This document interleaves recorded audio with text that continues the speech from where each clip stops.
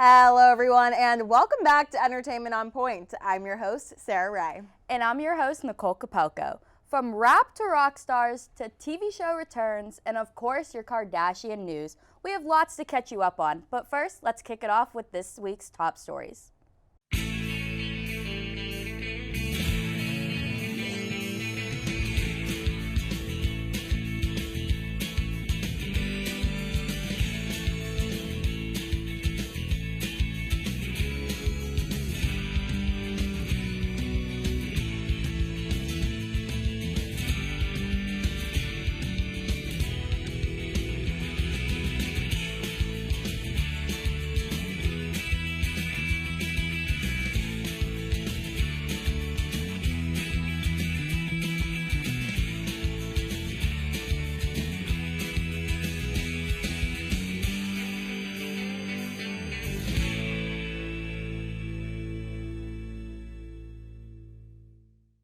Kourtney Kardashian and Travis Barker are ready to say I do. The Blink-182 drummer spared no expense when it came to popping the big question. This past Sunday, Travis got on one knee at a beachside hotel in Montecito, California, where they were surrounded by a beautiful rose heart and floral arrangements. The couple first started dating in late 2020, but have been friends for a very long time. The pair has never shied away from PDA in public, and this night wasn't an exception. Kourt jumped on to Travis and of course said yes to be his wife. Kourtney has never been married, even though she has 3 children with her longtime ex Scott Disick. This will be Barker's 3rd marriage after 2 failed attempts, and he has 2 children of his own. They are both very active on social media and made an Instagram post celebrating their engagement with the caption "Forever" and tagged each other. We got a glimpse of the jaw-dropping ring, and fans are going crazy over this rock. We are so excited for the couple. Congratulations, Kourtney and Travis. Are you as excited as I am for this couple? Yes, I've seen it coming, obviously. We knew this was going to come. I didn't realize it would be this soon, but I'm very excited. I just wish more people were excited. I feel like everyone's first reaction was like, okay, well, what about Scott? No one's like, congratulations. It's just all about Scott. So how do you think he's feeling right now? I saw a TikTok, don't know if it's true, but I saw a TikTok and it was like, he's happy for her, but there's also a part of him that's like, that could have been me, you know? Right. I just learned too that he's actually single right now. I thought he was in a relationship, so I feel like that might be hitting him a little harder, but we'll just have to wait for an official response from him. But speaking of love, somebody who everybody loves, Mr. Harry Styles. Pop sensation Harry Styles may be a superhero in your eyes, but he is now officially a star in the Marvel Universe. The news first broke by Variety Magazine's Matt Donnelly, who was at the premiere of the new Marvel film, titled Eternals. The movie is set to drop in Australia November 4th, and Styles is rumored to play Eros, the brother of Thanos. And fittingly, he will be portraying the god of love and sex. Stylers everywhere who have never seen a Marvel movie in their life are certainly excited to adore Harry on the big screen. I don't know about you, I am not even a Marvel movie fan, but I'm excited to see this. Oh yeah, I haven't seen one single Marvel movie, and I know that's probably bad to say, but I will definitely be tuning in to see him. Right, and Harry's been doing so much more acting now. I mean, he has that new film coming out with his Lady Olivia Wilde next year, so I'm excited to see him in the acting scene. Me too. Well, speaking of Olivia's, this past weekend, rumors have been flying that Dancing with the Stars duo Olivia Jade and pro partner Val are hooking up. No, the stars are not taking the relationship off the ballroom floor. Olivia took to TikTok to shut down all the rumors and clear the air. The chatter began when a TikTok user that posts anonymous celebrity gossip shared a video that said a partnership had a romantic relationship without saying it was Olivia and Val, and fans ran with this info and assumed it was them. Val is married to Jenna Johnson, who is also a professional dancer on the show, paired up with JoJo Siwa. The YouTube star clapped back on TikTok saying, "Hey guys, I just want to clear the air before this goes any further and this video blows up anymore. First of all, the woman that posted it blocked me. Someone had to send me this video. I'm just going to be super blunt and straight up and say that Val and I are not hooking up. We never hooked up. This is a complete rumor, and we are genuinely good friends, and I adore his wife. It's literally just a dance show, and we're just friends. Olivia and Val received so much love and support from fans when Olivia shut down the rumors. So, do you think people are just fishing to start up drama? I think they definitely are, because I don't know if you heard, but people were also rumoring that Jenna Johnson, as you mentioned, was in a relationship with JoJo Siwa, who, as we know, JoJo currently has a girlfriend of her own, which people are saying, no, JoJo and her girlfriend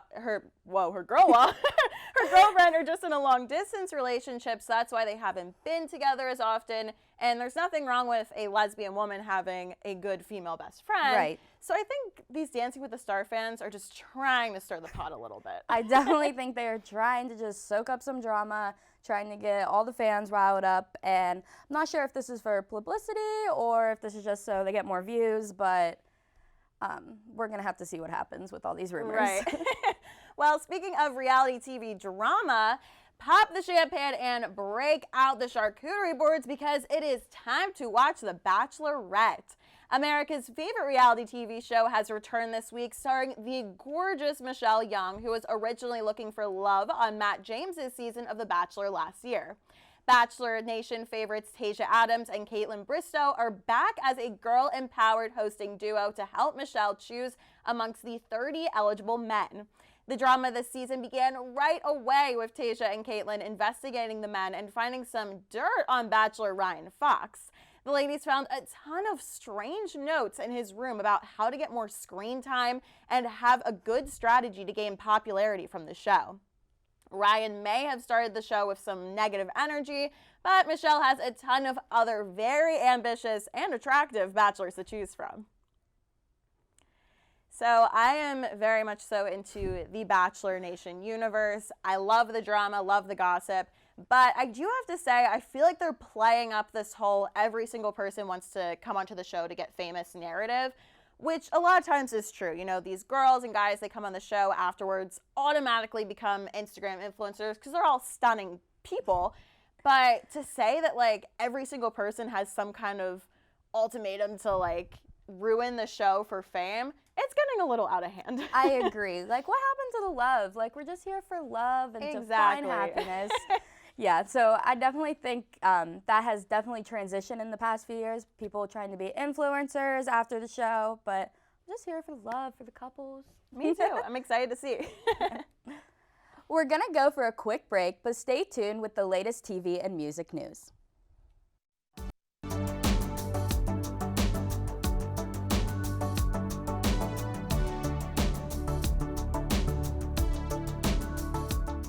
Good evening. Good evening. Good evening, and welcome back to Newsnight. Most of the student body of the Pittsburgh Public Schools. Some of the United States allies. Thursday, the FBI was seen rating. Let's get started with today's forecast. Today's high will only reach about 31 degrees. It's looking a little cooler than we've seen in the past few weeks. All this and more. All this and more. All this and more coming up on Newsnight. Coming up on Newsnight. Coming up on Newsnight.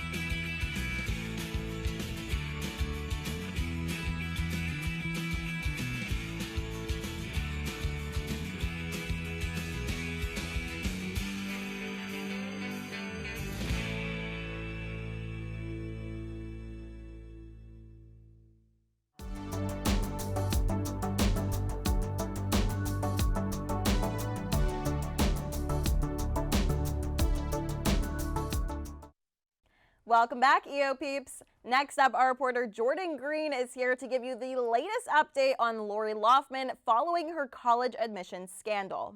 Thanks, Sarah Ray. We all remember Lori Loughlin as Aunt Becky on Full House, and we also remember that scandal of the century Well, after dealing with the repercussions of that scandal, Lori is back making her television debut in the second season of When Hope Calls, which is a spin-off of When the Heart Calls.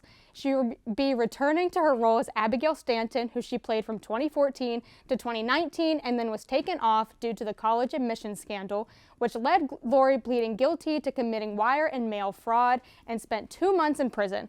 She was released last December and now is ready to return to television.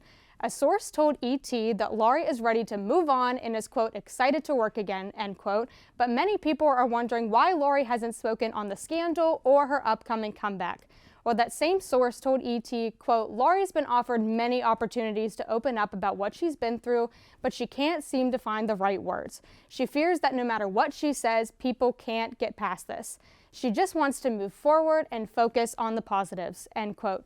Whether you're for or against Lori being back on television, many actors and crew of both shows have expressed that the shows themselves are worth watching and people should push past their feelings about the actors and focus on the wholeheartedness of the show's characters. So if you're looking for a show to binge with your family, the second season of When Hope Calls premieres December 18th.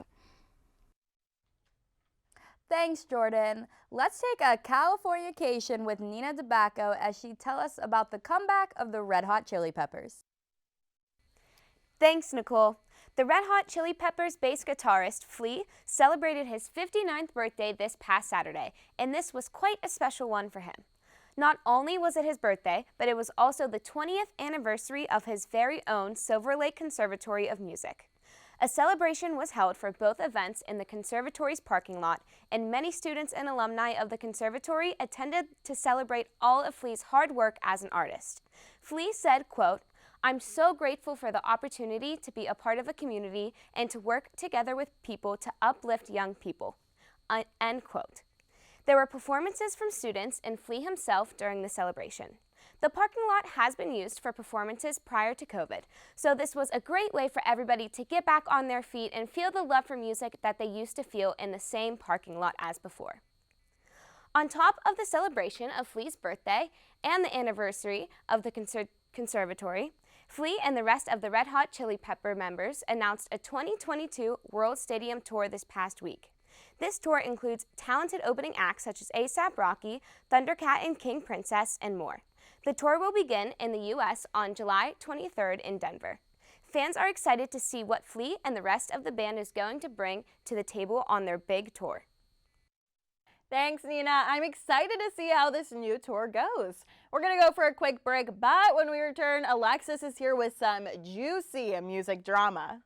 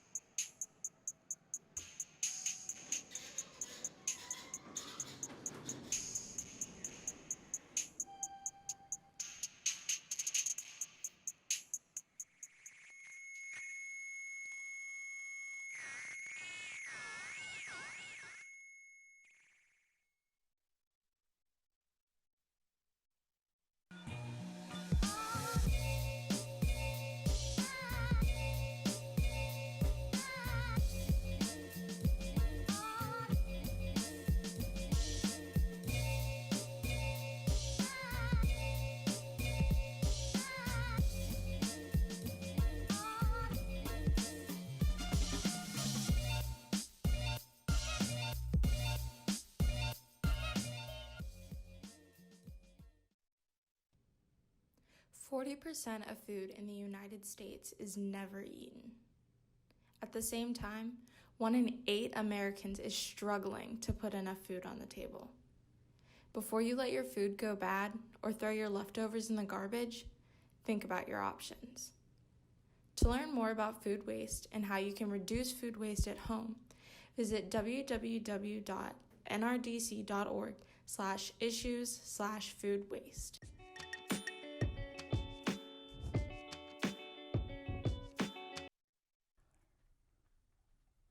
Welcome back. Up next, our reporters are here to tell us what's up in the music industry. Our girl Alexis Mateo has all the deets on which song and music video is receiving some major backlash. What's up, EO peeps? It's your girl, Miss Alexis, and I am back with your latest celebrity gossip news. We have ex-Little Miss star Jesy Nelson, who is trending right now for blackfishing. Miss Nelson dropped a single and video called Boys, featuring you know the best, Nicki Minaj. It already hit #1 in charts in 30 countries, including the US and UK. But here is where the blackfishing comes from. In the video, Jesy is heavily tanned and her hair is styled with wigs and braids. She has the basketball shorts on with the gold teeth and is singing about wanting a boy who's so hood, so good, and so damn taboo. Critics on social media went crazy. Nelson and Minaj then went on Instagram Live to promote the single and to address the situation. Jesy said, quote, "My intention is to never offend people of color with this video and my song. When I was in the video with Nicki, I didn't even have a fake tan on. I've been in Antigua prior to that for 3 weeks. I'm just really lucky that as a white girl, when I'm in the sun, I tan so dark." End quote. What Jesy did seems perfectly fine to me because celebrities like the Kardashians and many more have been doing this, but social media is acting like Jesy is the first Caucasian woman to do this kind of stuff. However, the queen of rap is now trending for defending Jesy Nelson in this situation. Nicki said, quote, "There's a lot of women out here in the United States that tans, get bigger lips. I even wear straight blonde hair when I want to," end quote. She even called out Jesy's ex-bandmates by saying they were only calling her out to help their personal vendetta. Nicki said, quote, "When people part ways, go about your business. When you try to bring someone down because you see them doing their passion, you are a clown," end quote. Period, Nicki. Just period. Because social media has been trying to come at Nicki's neck and she is not here for it. For example, people called Doja Cat a racist after she dropped the remix to Say So with Nicki. Then she was trending for speaking her opinion about the COVID-19 vaccine, and then Twitter had her account blocked. And now she is trending for defending another celebrity who does these different kinds of so-called blackfishing, but not one other celebrity gets called out on it when they support others. Woo chile, social media is just getting worse each day. Well, EO peeps, that's all I have for you guys today. It's your girl, Miss Alexis, and tune in next week for more celebrity gossip.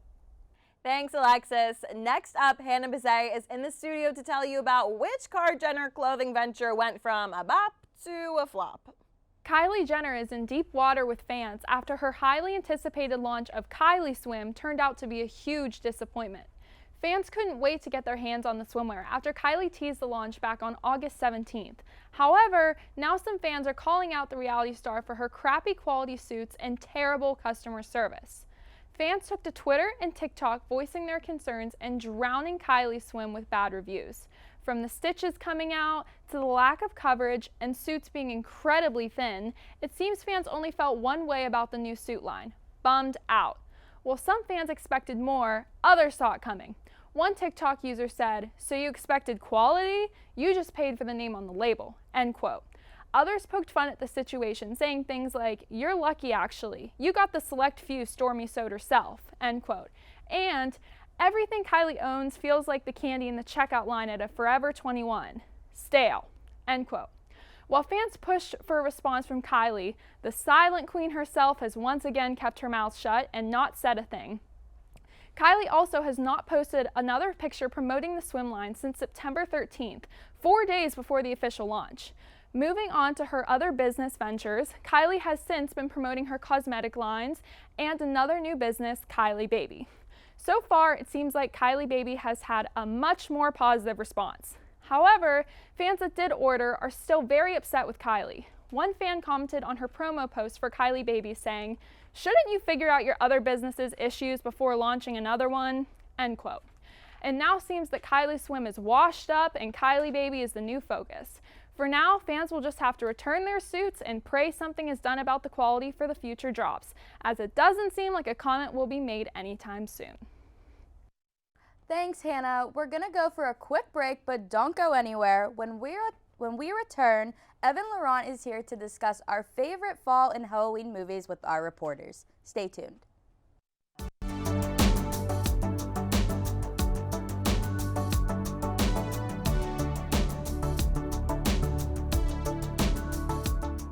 Good evening. Good evening. Good evening, and welcome back to Newsnight. Most of the student body of the Pittsburgh Public School. Some of the United States allies. Thursday, the FBI was seen raiding. Let's get started with today's forecast. Today's high will only reach about 31 degrees. It's looking a little cooler than we've seen in the past few weeks. All this and more, All this and more All this and more coming up on Newsnight. coming up on Newsnight. coming up on Newsnight.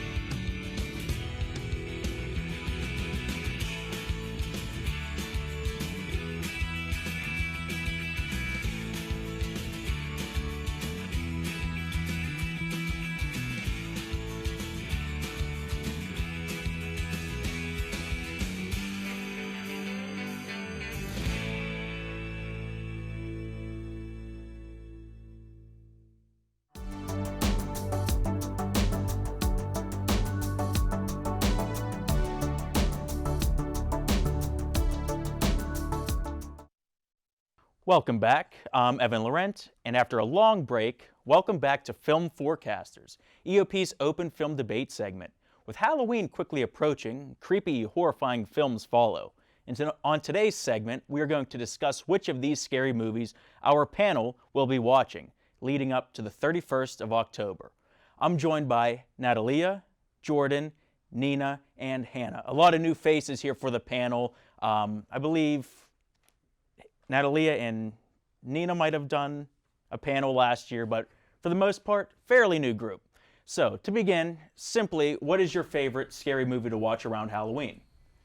Personally, I would say Halloween, like the newest, or not the newest one, but the one from 2018. I just remember that one, just because it scares me, honestly, like that creepy big guy and the face, and it's scary to me. Did you see it in the theater or? Yeah, I saw it in theaters, so it definitely gave more of an effect than just like watching it in like on a little screen. My favorite one's similar. I like the original, like the very first Halloween movie, but the newest one was okay. I mean, in my opinion, I'm a diehard fan of the franchise, but it is the new one it made a lot of money too. Like it was popular among the newer crowd to get people liking the new series. Yeah. But moving on. Mine's a show. So I like The Haunting of Hill House. That one is just so scary and disturbing, but it's like you're so hooked into it that you're not like, oh, like I can't sleep at night, but you're like, wow, that's so interesting. So I'm binge watching it 10 times around this time of year. Did you start watching it when it first came out, or did you hear from people, or? I just saw it on Netflix, and it was like, oh, this new show is up. So then I watched the entire first one in like 2 days, and then watched the entire second one in 2 days, and now I'm like, where's the third one? So what is your favorite thing about, like, what element do you think it's is so like it really scariest? Catches you off guard. Like when you think something's gonna happen, it goes into a completely different direction, and it's actually genuinely like scares you. To where like, oh, like I didn't know that was gonna happen, but it's not so much jump scares as it is like, that was like creepy. Alrighty, moving on. Mine would have to be It. That is pretty scary, and I don't know. I just get the jibbies whenever I watch it. I have to ask, do you prefer the newer two movies, or do you prefer the original one from 1990? I like the newer ones. The newer ones? Yeah. What do you like about the newer movies? I don't know. I think it's just more like modernized in general. Like it just feels like it's more real in a way for us, rather than when you watch the older one, it's a little like, bit dated, yes, if that's what you mean. Yeah, it's like the Halloween. Oh, it's fake, but it's, I know it's got more people liking the character of like Pennywise and the story of it, like based on Stephen King's novel. But is there anything what is the scariest part, do you think, of that movie, or the movies? All of it. I think all of it. I don't really like scary movies to begin with, so I have to say all of it. But it's one of those movies too. Scary movies sometimes get a bad rap, saying there's not a story or there's not too much depth. But I think overall, it makes both movies combined. It makes a great plot. Great plot overall. Yeah, good story and good characters that you, interesting characters that you follow. Yeah, I agree. Yeah, it's a and it made in the past few years you've also noticed how just the movie itself has led an impact with, you see merchandise, people dressing up every year for Halloween. So it has left an impact on this generation too. And finally, for this first question. I'm gonna have to steal Natalie's answer and go for Halloween. I actually also saw that one in theaters, but I'm not I don't get scared easily. I'm not a big jumpy person. So I actually kind of like going to horror movies because this is kind of psychotic, but I like to laugh and stuff. Like the one scene where they're in the bathroom and the girl gets attacked and stuff. That was funny to me. I didn't think that was scary, so I'm not a big And at the end when he came back, after the fire, yeah, he just came. Yeah. Yeah. If you like that movie too, what that movie did was it was a sequel to the first movie, and it wiped out all of the other sequels in that series. It acted as just the first movie happened, nothing in between. This was a direct sequel. However, if you watch the other movies in the series, you could see they took inspiration from each one of them. And that bathroom scene is from there's another movie where that happens as well. And it's this one, I know how you mean it was kind of funny. The other one was serious, scary, brutal. But if you're interested in that, I would just say check out the other ones too, if you're into that type of stuff. Yeah. All right, moving on to our second question. What is your favorite kid-friendly or movie that you feel like you can put on for really any audience that isn't too over the top, or that you feel everyone could find some sense of enjoyment with? For me, I would say Twitches on Disney Channel. This was back then. There's 2 movies. And I don't know, every time I watch it, it just kind of brings me back to when I was a kid and the 2 twins, and they're obviously witches, and then they have to go through and defeat the darkness and the first movie, and I don't know, I just really like that movie for during Halloween time. I remember that movie. When I was a kid, I forgot that there were 2 movies. I remember one of them for sure because the Halloween, every year when Halloween came around, Disney Channel had that big, what was it called? Spooktober, was that what it was called? I think something like that. Yeah. However, I do remember, I have some fond memories with some of the Halloween original shows that they did as well. They showed some popular movies on there, I think The Nightmare Before Christmas sometimes, as well as the Halloween Town movies. They were or Disney Channel originals, but I do remember watching all of those when I was younger as well. But is it nostalgia for you too, or do you just found them out recently? Did you watch them when you were younger too? Yeah, that's what I'm saying. When I watched them when I was younger, so watching them now, it gives off a weird feeling. It just feels like I'm 6 again. I understand that completely. Mine is Hocus Pocus, which is also a Disney movie, but I'm obsessed with it, and this time I've been watching it since October began. Every year I just watch it every day because I just find it so enjoying. That's a movie where I don't believe it was as popular when it came out, but I noticed in recent years, if you go to any Halloween store, you see the merchandise, and it's got such a huge following from people. Yeah. I mean, you see people dressing up as the 3 witches from the movie, as well as the cat. It's just become a household every year tradition for a lot of people that I know. They put that on every Halloween. What specifically? I'm obsessed with the whole thing. First off, it's in the 90s, so just the camera work itself, it's so dingy, but that's what makes it so much better because it's older. And I probably could recite that entire movie word for word to you. And I'm obsessed with Bette Midler, Kenny Ortega. I'm obsessed with the whole thing.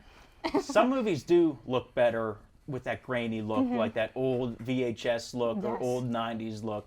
And again, it is one of those movies I think that'll just be a classic for years to come. Not only, it might be a good movie, but just the name itself and what it has translated with this, the people that have grown up with it as well as the new generation.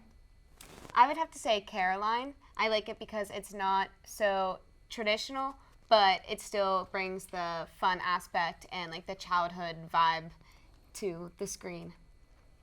Do you like the other stop motion scary movies? I know some of those movies themselves just have that creepy, puppetry work, The Nightmare Before Christmas. Yes, I like, and the Addams Family, that's my go-to, favorite. I love stuff like that, yeah. The same guy, I forget his name, it's not Tim Burton, but the same guy that directed The Nightmare Before Christmas. It says Tim Burton's The Nightmare Before Christmas, but someone else directed it. He directed Coraline as well. Oh, okay. And it has that same vibe, that same, like, some of the scary. scare stuff. It It's scared like, me as a child. Like, I actually was really scared of that movie. it can be scarier for kids than some, like, adult scary movies. Yeah. But just I remember, good memories with The Nightmare Before Christmas and Coraline, as well as the one, The Corpse Bride. I don't know that one. That's another stop motion one with, Tim Burton did that one as well. Yeah, check it out. It's really similar to those two. Nice. And finally, I'm a big Halloween Town girl. I watch it all the time. I know there's a couple movies. The first one's really good. The second one is pretty good. The one where they go to college and then like the characters switch, that one's not good. But the first two are pretty good. Do you mean the characters, did they get new actors? The boy stayed the same. I think it was the girl that changed, right? Yeah. I think it was the girl. I remember watching those when I was little too. I think I even had the DVD of the first one. But yeah, the first one especially, I think the second one too, were when I was still watching, that kind of material. And it's is there anything specifically, like a current theme with these questions, is there anything specifically you like about them? No, I don't think so. I think it's just super entertaining and like it's kind of scary, but not in like a terrifying, I won't be able to sleep at night film, especially as like an older person. I mean, I'm 18, but I just mean like it's not super scary. So it's just a cute like Halloween movie that makes you want to go out and get candy. All right, we're running out of time, but we have to rapid fire here. Is there any movie you'd like to see that you haven't seen yet? Too scary, you just haven't had enough time? Just say the name of it. Probably The Last Conjuring. The newest Conjuring? Yeah. The Nun. Yep. The I Nun? haven't seen that Halloween. I haven't seen it. Which one? There's all. I've never seen any of them. Yep. Watch them all this Halloween. Maybe Halloween Kills. Halloween Kills. You can watch it it's streaming, so you don't have to go to the theater. I recommend going to the theater, but that's all the time that we have today. Be sure to tune in next week for even more entertainment news, and give us a follow on Instagram and TikTok, as well as our YouTube channel at Entertainment on Point.